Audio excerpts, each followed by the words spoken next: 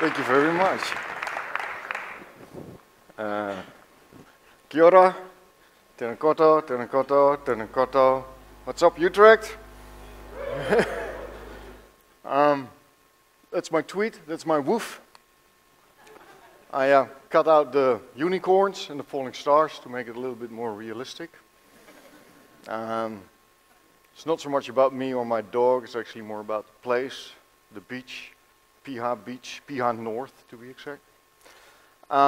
Yes, I moved to New Zealand. Why? Well, because of that. I'll show you my previous view. Not bad, typical Utrecht. I changed it for a different one for several reasons. I moved to New Zealand in 2007. I'll quickly go through my Utrecht time with you. I started off with Abel. Abel, are you here? You, hey. We started our own little paradise, our own little design studio. We didn't like to work with 4 other design studios. We wanted to create our own values, grassroots up, creating our own little niche. And we had a very simple motto for our design studio, creating great work with nice people. And that's what we did. It takes a lot of things to do so, also breaking down walls in old basements, the werfkelders. Oh, there you go. We did that for almost like 10 years, and then we broke up.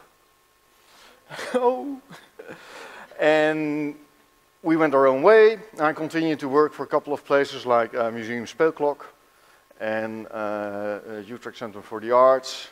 My work even went and left planet Earth, left the atmosphere with the Institute of Dutch Space Research. And most important, as was already mentioned, was my work for Tivoli. I somehow managed to work for Tivoli for 2 decades, and that's quite special, such a long relationship. My last series of posters I designed, the gig posters I designed, were actually made in Wellington, where I lived at the time. And that's quite special, being a Dutch guy, living in Wellington and still making posters. But it was actually the same way we worked and collaborated together, me and my friends at Tivoli, with the making process. Because basically we exchanged PDFs and emails, and it doesn't matter where you are. That's quite a nice thing to do. I moved to New Zealand. I moved to New Zealand with my wife. My wife died a year ago, just over a year ago. Why did we move to New Zealand? Probably because we wanted to force change. We wanted to carve our own roads again. We were happy where we are, where we were, but we wanted to do something different, something that challenged us again. And the good thing is that if you're with 2, you can go on a Bonnie and Clyde adventure, also to the other side of the world. The fact that my wife died is quite important, and it informed a lot of my work, not only as a graphic designer, but also, as I would call it, as a transmodular designer. The fact that you suddenly have a big gap of nothingness is quite a tough one to cope with. So you're kind of looking and reaching out for icon symbols. Sometimes not that literal, because sometimes that's too full on. So you're looking for more symbolic ways to remember somebody you really loved. That informed a project that I called Soundbites, where I tried to translate the things that you can't see and make them visible, materialize the immaterial. So I started recording my own life, 24/7, a quite intimate thing actually, because when you start recording your life, you start recording everything. And as you can see, that my daytime is quite noisy. And if you're wondering, like, what's that little gap? That's probably where I wear a headset playing real loud music, so it's even louder than that. And in the middle is a little piece of night. You can see exactly where I go to the bathroom. Or where there's the sound of a distant boy racer. But the visual side of this is not really satisfactory. This is how we know sound. And I was looking for a more intimate way to translate these sound files. So together with a colleague of mine at Colab AUT, we developed a design tool, which is quite nice because if you have these ideas, there's no such thing that makes sound into an object. So you kind of start working with how are we going to make this and how are we going to translate this, how are we going to make sound into first a visual and then into a physical object. So we wrote a little piece in processing that can actually translate that. And then suddenly the 4-second files that I recorded of myself started to look like this. And I was like, that's quite nice. I can see myself wearing one of these. And that's what I really wanted.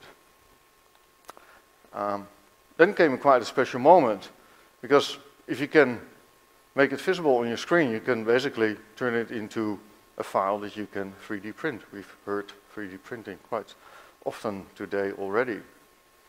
Brought one with me. We prepared this one earlier. This is how it looks like. This is one day of my life. I made this one not just 4 seconds, but this is 24 hours. And it's quite beautiful actually, because you can't read it, but you know it is. And that was something that I was looking for, to make symbols for something that was not there anymore, somebody who was not there anymore. And once you hold a thing like this, actually I made really small ones, but now I thought, so you guys can actually see it, I'll make a bigger one. When the first time this came out of the printer, I had the urge to actually bite it, because I thought, like, wouldn't it be fantastic if you can actually eat a thing like this? And there's already so many objects in the world, as we already heard, and just making nylon and more nylon and more nylon didn't make any sense. So I went into a process of generating something that was going to not only materialize the material, but also going from a memory into an expectation. That's what I thought was quite important. So I started making them from chocolate. This is probably one of the best design studios you can imagine. And we started to make them from chocolate, a whole series of them. Because I was interested in the rhythm, my own rhythm, and the visualization of my own rhythm of my own life. And as was already told, that ended up in a little exhibition called Soundbites with 128 moments of my life that I shared. So people could actually pick them up, consume them. So my memory became the expectation of, chocolate, that's nice. And through that, I worked with the idea that everything we make is actually cyclic, and much more cyclic than just the object. Because I'm not really interested in the object, I'm actually interested in what the object does. And hopefully we can now switch to a little live demonstration, which is already up. That's cool. This is also if we're really quiet.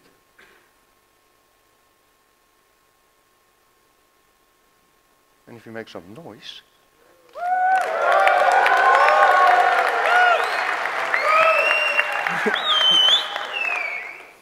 That's you.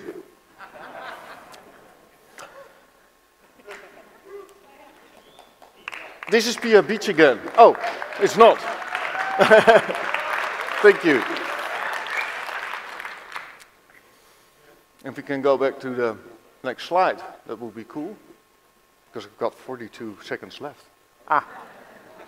This is Pia Beach. I'm not going to spoil whether it's really close up or actually quite far away. That's where I farewelled my beloved Aukje.